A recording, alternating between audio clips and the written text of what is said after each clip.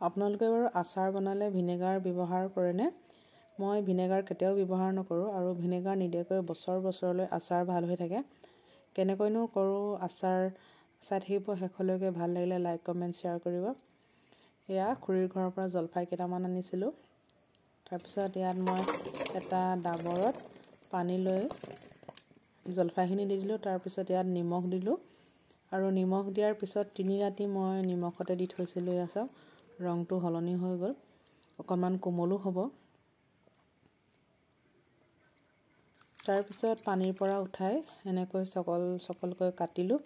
কাটি আৰু ৰ'দত শুকুৱাইছোঁ। ৰ'দটো যিমানেই টান হ'ব আচাৰখিনি খুব ধুনীয়াকৈ শুকাব। আৰু এয়া 2 ঘণ্টামানৰ পিছত চাওক শুকাইছে অলপ। আৰু এয়া দিনটোৰ শেষত দেখিছেনে, ৰ'দটো টান হ'লে একেদিনাখনেই খুব ধুনীয়াকৈ শুকাই যায়।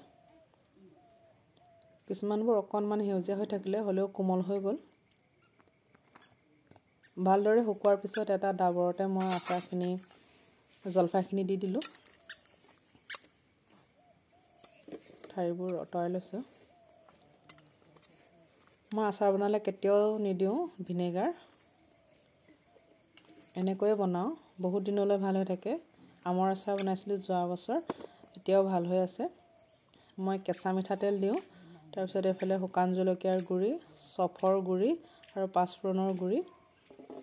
প্ৰথমতে এয়া শুকান জলকীয়াখিনি দি দিছোঁ। তাৰপিছত এয়া চফৰ গুড়ি অলপহে দিছোঁ, মই বহুত বেছিও মছলা নিদিওঁ।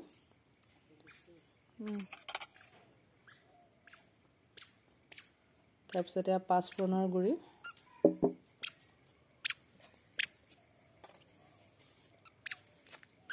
এয়া সোৱাদমতে নিমখ,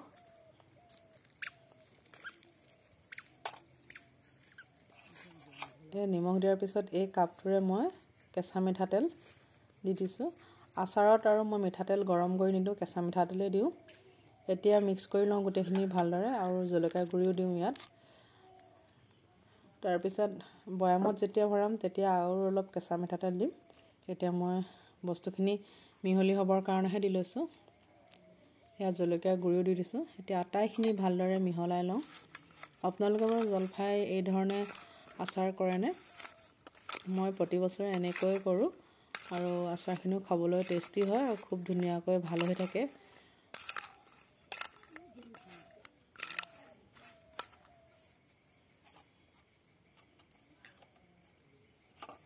আৰু অকণমান দি দিছোঁ, নিমখো দিলোঁ অলপমান।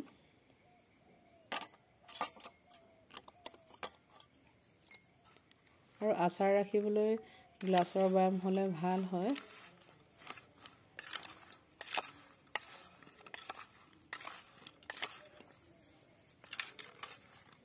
যিসকলে মোৰ চেনেলটো প্ৰথমবাৰ চাই আছে ছাবস্ক্ৰাইব কৰি ল'ব, তেতিয়া নতুন ভিডিঅ'সমূহ পাই থাকিব। এই দেখিছেনে, এয়া চাওক আমাৰ আচাৰ ৰেডি হৈ গ'ল।